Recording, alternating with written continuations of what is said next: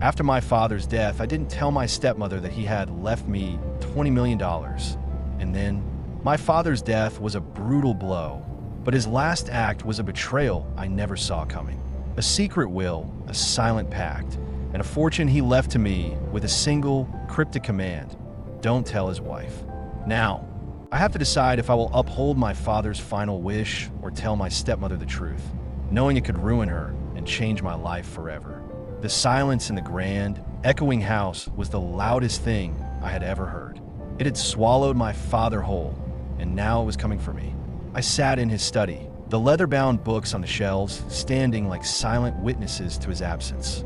My hand trembled as I held the crisp, white envelope. The official seal of the law firm was cold against my fingertips, a stark contrast to the warmth of the humid August air seeping through the open window. The will. Are you all right, Leo? The voice was soft, laced with a fragile concern that I had never truly trusted. It belonged to Amelia, my father's wife of 10 years. My stepmother. She stood in the doorway, a vision in black silk, a single strand of pearls around her neck, a gift from my father on their last anniversary. Her face was a mask of perfect grief, a study in controlled sorrow. I found myself scrutinizing her, searching for a single crack in her composure, a fleeting moment of genuine sadness. There was nothing, just that polite, practiced concern.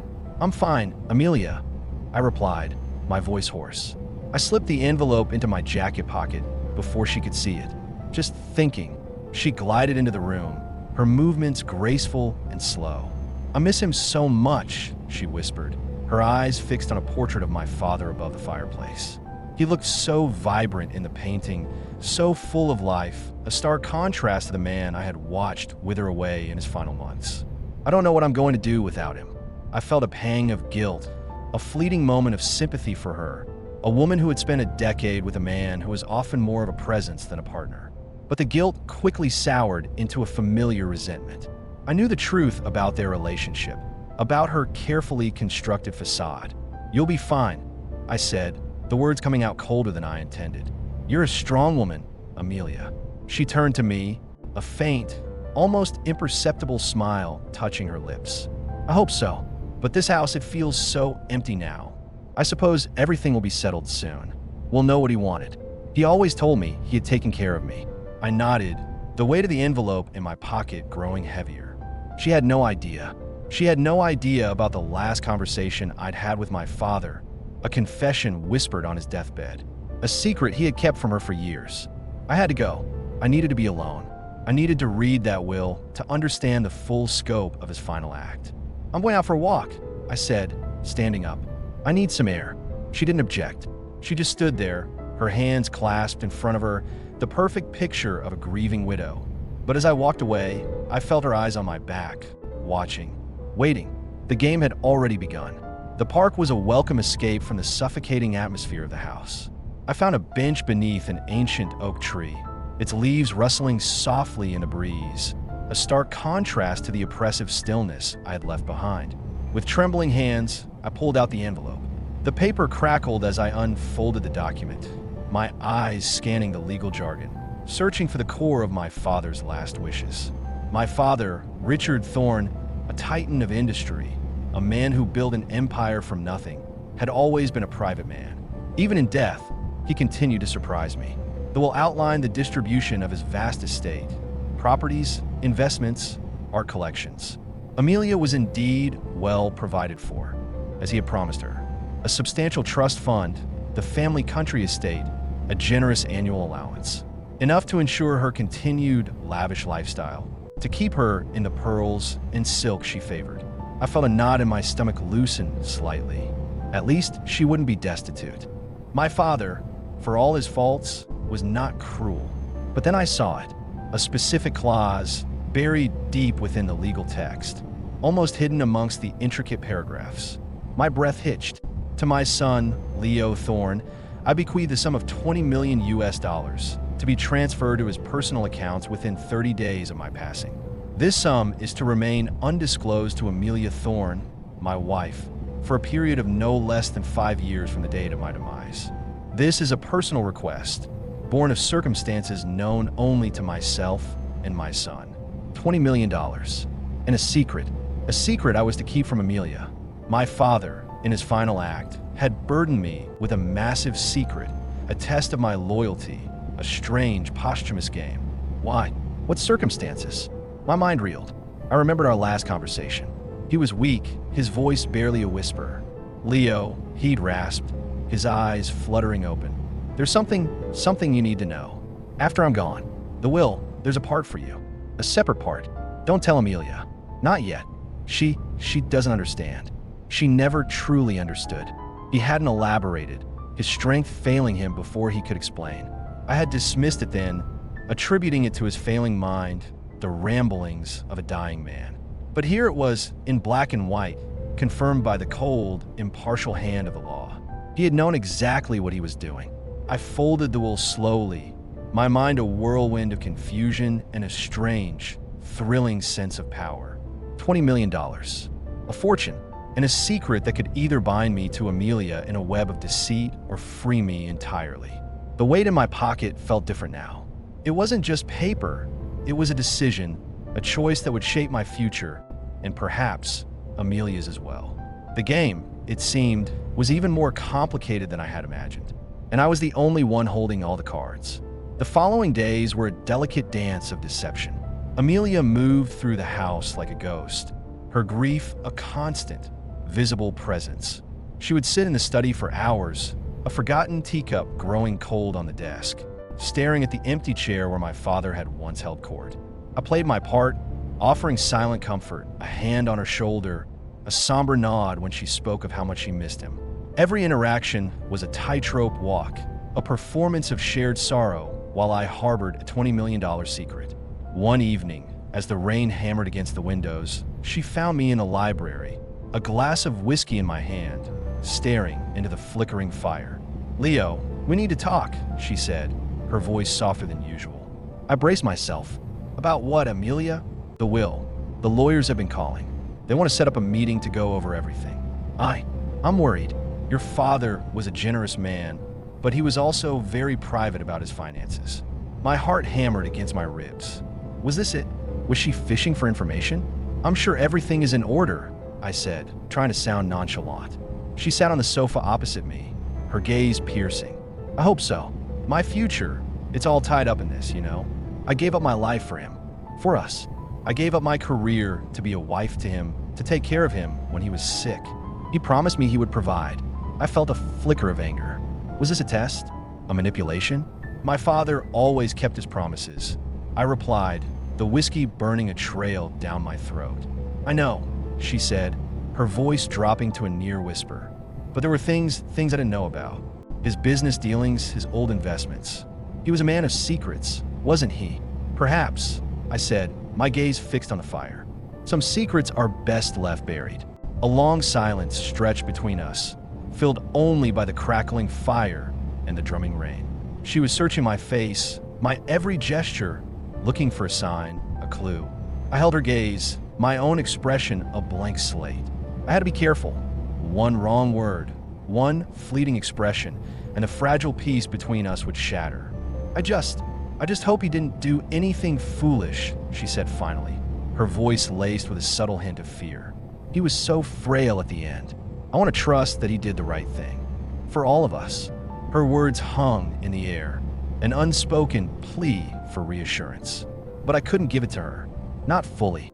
The $20 million was a chasm between us, a live omission that grew wider with every passing moment.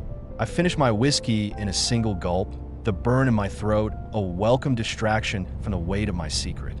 I was in this alone, navigating a treacherous path my father had laid out for me, and I was just beginning to realize the true cost of his final, cryptic gift.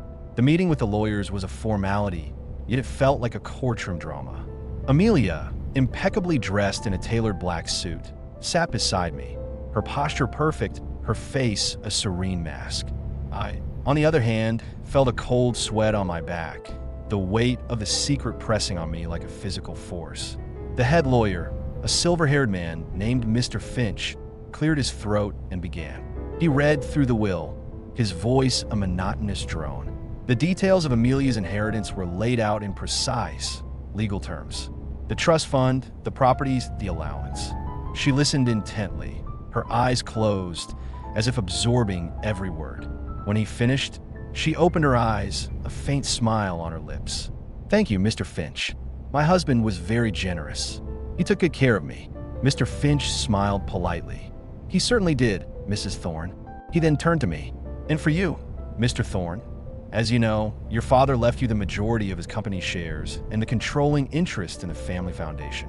He was very proud of the man you've become. He didn't mention the 20 million. He couldn't. The will stipulated it was a private matter, to be handled by a separate executor. My father had thought of everything. I felt a surge of relief, followed by a new, gnawing dread. This wasn't over. This was just the beginning. After the meeting, Amelia and I stood in the marble hallway. She took my arm, her touch surprisingly firm. "So, that's it then," she said, her voice a low murmur. "I am the well-taken care of widow, and you are the son who inherits everything." "Not everything," I said a little too quickly. I cursed myself silently. Her eyes, sharp and intelligent, met mine. "No? What did I miss, Leo? Tell me. My share seems fair, but I can't shake the feeling that he kept something from me." "He didn't." I lied, my voice steady despite the hammering of my heart. "You heard it all. You are a wealthy woman, Amelia, more than comfortable for the rest of your life." She shook her head slowly. "Comfortable, yes, but not what I expected. Not after all we built together. He always said we were partners. He said we would be set for life. I don't feel set for life. I feel left out." Her words were a masterclass in emotional manipulation. She was fishing, probing, trying to find a weak spot in my story. I couldn't crack. I couldn't tell her. The weight of my father's request was a heavy burden, a silent command that bound me to his final, bizarre wish. "I'm sorry you feel that way," I said, my voice carefully neutral. "But the will is the will. It's his last word on the matter." Amelia's grip on my arm tightened, her nails digging into my skin. "Is it, Leo?" she hissed, the perfect facade of a grieving widow finally cracking. "Because I'm not a fool. Your father was a brilliant man, and he was a man who planned for everything. I know there's more, and I'm going to find out what it is." The game was no longer a quiet test of loyalty. It was an outright conflict, and Amelia, it seemed, was more than ready to play. The tension in the house was now palpable, a silent war waged across mahogany tables and polished floors. Amelia's subtle questions became more direct, her accidental presence in the study more frequent. I found myself checking my pockets, my phone, and my email, a constant state of paranoia that was both exhausting and thrilling. The secret felt less like a gift and more like a ticking bomb. One evening, I found her in the library, a worn photo album on her lap. She was looking at pictures of my father and her from their honeymoon in Italy. She looked up, her eyes misty. "He was so happy then," she whispered, her voice laced with genuine sadness. "He was so in love." I sat across from her, my guard still up, but a part of me softened. This wasn't the cunning widow. This was a woman who had lost her husband. "He loved you, Amelia," I said, and for the first time, I meant it. He really did. A tear slipped down her cheek. "Then why, Leo? Why would he do this?" "He told me everything. His past, his mistakes, his dreams. But he never told me about this. About what you know." My heart stopped. She wasn't guessing anymore. She knew. "I don't know what you're talking about," I said, my voice barely a whisper. "Don't lie to me, Leo," she said, her voice filled with a raw, agonizing pain. "I saw the look on your face in the lawyer's office. You know something? He told you something. He left you something he didn't want you to have." "What?" The dam broke. The weight of the secret, the pressure of the past week, and the raw vulnerability in her eyes were too much. I couldn't keep lying. Not to her, not to myself. "He left me a sum of money." I confessed, the words tumbling out. $20 million. Her eyes widened, not with greed, but with shock and a deeper, more profound hurt. 20 why? She stammered. "Why would he do that? He told me we were a team. He promised me he had provided for us. He said you wouldn't understand." I admitted, my gaze fixed on the ground. "He said it was a separate matter, something personal to him. He didn't want you to know. He made me promise to keep it a secret for 5 years." She closed the photo album with a soft thud. "And you? You agreed? You chose his secret over me? Over our family?" "It was his last wish," I said, feeling the weight of the words. I had to respect it. He was my father. Amelia's face, once a perfect mask of grief, was now a portrait of betrayal. Her tears were gone, replaced by a cold, searing anger. His last wish, she scoffed, standing up. His last wish was to sow distrust between us. His last wish was to remind me that I was never a true partner, that no matter what I did, I would always be just a wife, just an afterthought. I had broken my father's command, but in doing so, I had unleashed something far more dangerous. The truth hadn't brought us closer. It had created a deeper rift, a chasm of betrayal and resentment that I knew might never heal. The game wasn't over. It had just entered a new, far more treacherous phase. The confession had changed everything. Amelia's facade of grief was gone, replaced by a cold, calculated fury. She no longer spoke to me about my father's memory, only about the will. The peaceful cohabitation had ended. The house was now a battlefield, and the $20 million was the prize. A few days later, she walked into the study, a single sheet of paper in her hand. Her eyes were sharp, her posture rigid. She placed the paper on the desk in front of me. It was a note in my father's familiar, elegant script, but the handwriting was shakier than I had ever seen it. I was going through his things, she said, her voice devoid of emotion. His personal safe. This was in it, addressed to you. It was meant to be read with the will. I picked up the note. My father's words swam before my eyes. My dearest Leo, if you are reading this, I have passed. You know by now that I have left you a separate sum of money, a private matter from my official will. I did this not to punish Amelia, but to protect her. Years ago, before I met her, I made a series of terrible business mistakes. I dabbled in something I shouldn't have, and I was blackmailed. The man who holds the secret on me, a man named Sterling, is a venomous parasite. He knows about my wealth, and he knows about my family. I have paid him off for years to keep him away, but his demands are getting larger. He has threatened to expose me and my dealings, not to ruin my reputation, but to bleed my family dry. I couldn't risk Amelia's inheritance. I couldn't risk the fortune she now commands. This $20 million is a contingency. It is a separate account to be used if Sterling ever comes after her, after our family. It is a secret you must keep until you know she is safe. I did this to protect the woman I loved and the son I was so proud of. I did this for our family, Leo, for its survival. Please understand, the world tilted. My father hadn't been testing me. He hadn't been punishing Amelia. He had been protecting us. The secret wasn't a cruel game. It was a shield. The $20 million wasn't a prize. It was a weapon. The pieces of the puzzle slammed into place, creating a devastatingly clear picture. I looked up at Amelia, the note trembling in my hand. Her face was a storm of conflicting emotions, confusion, dawning realization, and finally, a profound sense of loss. She hadn't been greedy. She had been hurt. She had felt betrayed by a man she loved who, in his final moments, had been trying to save her. I thought he didn't trust me, she whispered, her voice cracking. I thought he didn't see me as his partner. I thought he left me in the dark because I wasn't worthy. He did it because he loved you, Amelia. I said, the truth a heavy, bittersweet weight in my chest. He couldn't tell you because it would have put you in danger. He couldn't risk you getting hurt. I handed her the note. She read it, her eyes welling with tears that were real this time, not a performance. The anger melted away, replaced by a heartbreaking vulnerability. He was trying to protect me, she said, her voice barely audible. All this time, I was so angry, and he was just trying to save me from a monster. The silence that followed was different now.